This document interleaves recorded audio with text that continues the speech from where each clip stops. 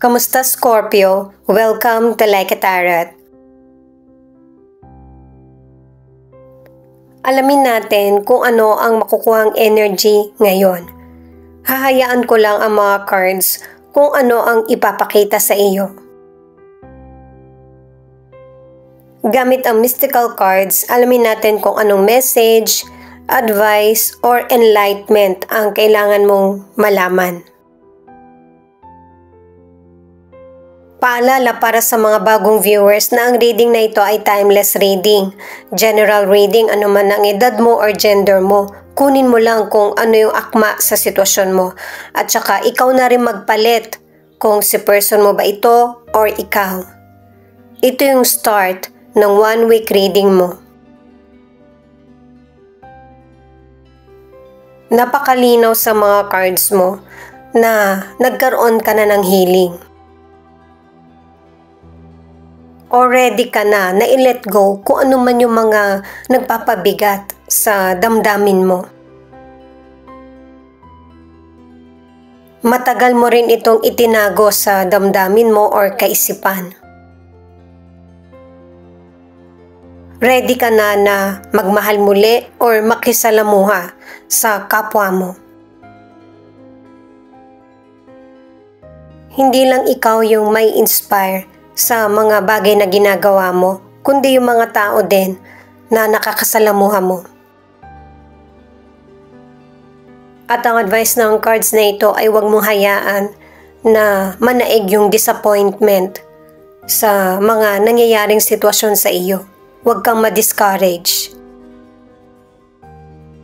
Tanggapin mo ito as a lesson para mag-improve lalo yung buhay mo. Itong Urus naman ay hindi ka pinipilit sa mga bagay na hindi ka pa ready. Kasi kailangan ng simulan ng ilang Scorpio ang mag-diet or magligpit ng mga hindi mo naman na kailangan.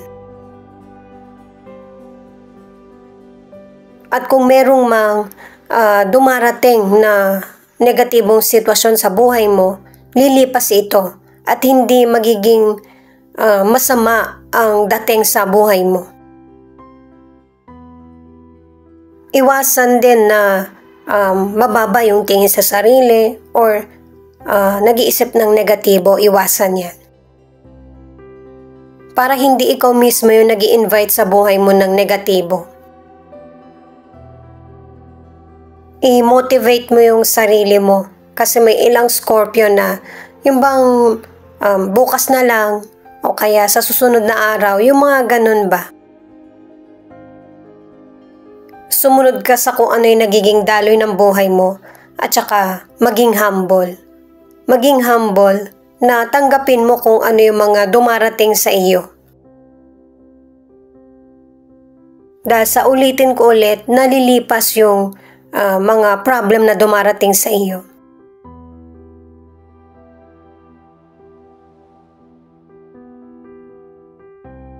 The Justice, 2 of Cups, Judgment in reverse.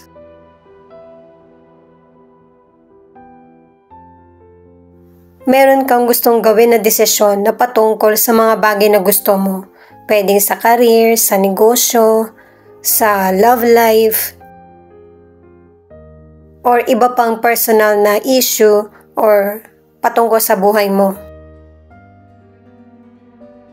Kaya lang iniisip mo yung takot mo at saka yung pag-aalala na kung ano man yung sasabihin ng kapwa mo sa iyo. Ang ilan naman, tingin mo kung magdedesisyon ka ngayon ay masyado ng huli dahil sa marami ng pagbabago at saka nagkakaedad ka na rin kaya hindi ka nagdedesisyon para sa sarili mo. Or hindi mo ina-apply yung changes. Ano man ang gender mo or edad mo, kailangan magpatuloy sa buhay para hindi na maulit yung mga negatibong pattern or maalis ka na sa stuck na sitwasyon. Sa career or negosyo, importante yung may collaboration, nagre-research ka, at saka yung pakikipag-usap sa kapwa mo. Para hindi mo masyadong maramdaman yung mabagal na proseso ng career mo o kaya sa negosyo. Ang ilan naman kung magpapalit ka ng trabaho, makakabuti ito sa iyo kasi alam mo naman kung ano yung tingin mong mas kikita ka at saka hindi. Para sa ilang single, pwedeng ikaw ito or yung potential person na nagtatalo kayo or hinuhusgahan ka niya nang walang dahilan o rason. Kasi itong potential person na ito ay may gusto sa iyo. Or humahanga siya sa katangian mo. Gusto kanyang mas makilala pa.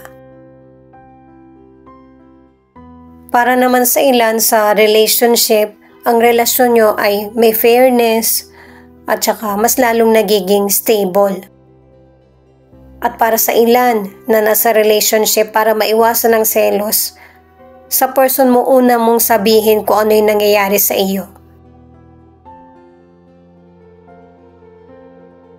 9 of Pentacles, 4 of Pentacles, 9 of Wands. Itong mga cards na ito nagsasabi na anuman ang nangyayaring sitwasyon sa buhay mo, good man or bad, nasa tamang direksyon ka. Magkakaroon ka ng mga bagong kakilala or potential person, merong opportunity sa business o kaya sa career. At nakaapat na cards ka na huwag kang masyadong mag-worry sa mga nangyayaring sitwasyon sa buhay mo. Yung inaakala mong masama na nangyayari sa buhay mo, ito pa yung nag-clear ng daan para sa mas ikakabuti mo. Kaya kapag may mga opportunity na dumating, i-grab mo ito at huwag mong hayaan na malagpasan ka. Huwag padaig sa kalungkutan, pagdududa at emosyon. Para sa financial, maganda na yung magiging pasok ng financial sa iyo. Merong opportunities at abundance. At huwag masyadong maghigpit sa financial. Kailangan mo din i-enjoy kahit papano yung kinita mo or pinagsumikapan. At kung may problem ka man sa financial ay mareresolbahan. Para sa ilan na single, sa umpisang cards kahit dito pinapakita na merong paparating na potential person or maybe nakilala mo na magseseryoso sa iyo. Kung ire-reject mo ito ay medyo matatagalan pa bago magkaroon ka ng makakarelasyon or makikilala. Para naman sa ilan na nasa relationship, ikinakalungkot mo yung hindi pagbibigay ng atensyon or pagpapahalaga ng person mo sa iyo. Ang ilan kasi sa inyo sa relasyon, ang nagiging issue, yung person mo mas magiliw pa sa ibang tao kesa sa kapag ikaw yung kausap.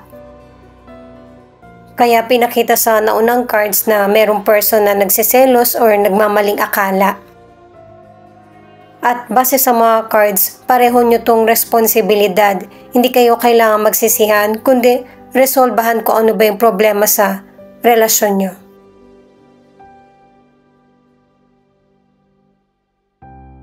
Page of Swords, Page of Cups, Queen of Wands. Kung meron ka mang issue na kinakaharap sa karir mo, sa negosyo, o kaya sa love life, or sa mga taong konektado sa iyo, mareresolbahan ito. Magiging maganda na yung koneksyon nyo at saka merong pagkakaisa. At saka paalala din ito ng mga cards na kung ano man yung nangyayari sa buhay mo, good man or bad, ay guided ka. Makikita mo yung sign sa panaginip o kaya sa sitwasyon na umuulit. Posibleng sa panahon, sa mga ibon, or butterfly. Kaya maging mahinahon. At itong time na ito ay nagagamit mo yung talas ng pakiramdam mo. Para sa ilan sa kalusugan, mahirap yung diagnosis mo, kaya siguraduhin mo na nakakapagpahinga ka. Para mapabilis na tumalab yung gamot agad sa iyo at saka mabawasan yung sintomas ng illness na nararamdaman mo. Ang ilan mahina yung stamina kaya nangihina ka. Hindi ka makakilos na maayos o makapag-isip. Kumain ng sapat, magpahinga at saka mag-vitamins. Para sa ilang single, kilalanin mo maigi yung potential person para malalaman mo din kung paano mo sasabihin sa kanya kung ano yung wala sa katangian niya na hinahanap mo. Kasi yung potential person, basta nagustuhan ka na lang niya sa physical, hindi ka niya kinikilala. Kilalaning maigi yung isa't isa para hindi panandalian lang yung bubuin na relasyon. Para sa ilan na nasa relationship, pareho niyong pinoprotektahan ng person mo ang relasyon niyo. Ang iwasan niyo lang, yung maliit na bagay na pinagtatalunan pa. Para hindi mauwi sa argumento kung ano man yung pwede namang pag-usapan lang. Posible na ang ilang Scorpio ay natural na sa inyo ng person mo yung nagtatalo. Yun yung communication nyo. Pero pakiramdaman nyo pa rin ang isa't isa kung napapasobra na ba yung nasasabi kahit na magkarelasyon na kayo. Para hindi masaktan ang isa't isa. Ito naman yung feelings ng person mo na pwede rin ipakita kung ano yung feelings mo.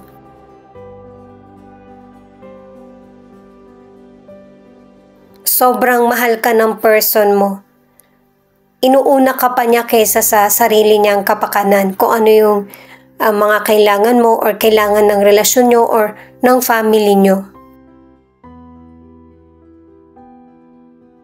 Ito yung namimiss ng person mo sa inyo, sa relasyon nyo na magkaroon kayo ng time sa isa't isa, na wala kayong pinag-uusapan kundi masayang araw nyo. Naaalala niya yung mga nagawa nyo dati nung kabataan nyo, nung kayong dalawa pa lang, nagde-date, masayang nagkukwentuhan. Mas nakatanim sa isip at puso ng person mo yung alaala mo sa kanya. Kung ano man yung mga pinagtalunan nyo o kaya yung mga magandang memories sa nakaraan. Masaya niya itong inaalala. Posible din na matagal na kayong magkarelasyon ng person mo. At sa tagal, ay alam nyo na kung paano i-balance ang relationship nyo na para maging masaya ito at yung kahit na magkarelasyon kayo, merong space or time para sa sarili, masaya yung binubuo nyong relasyon. Or family para sa ilan. Yung mga nakaraang pagkakamali or pagtatalo niya ng person mo ay tinatanggal niya to sa isip niya.